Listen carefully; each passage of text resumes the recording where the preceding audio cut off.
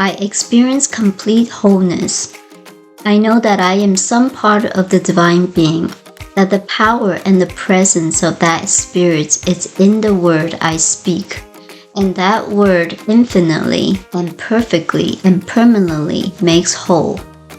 I know that I represent an individualization of the truth of wholeness, the truth of love, reason and sound mind, the truth of peace and joy, the truth and the freedom of the circulation of the divine in every atom, in every function, in every organ.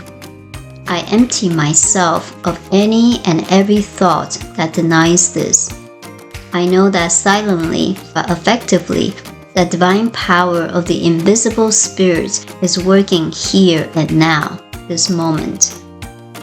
I take hold of this realization with complete certainty. I recognize that I am a perfect being, living under perfect conditions, knowing that good alone is real. I also know that good alone is the only thing that has any power either to act or to react.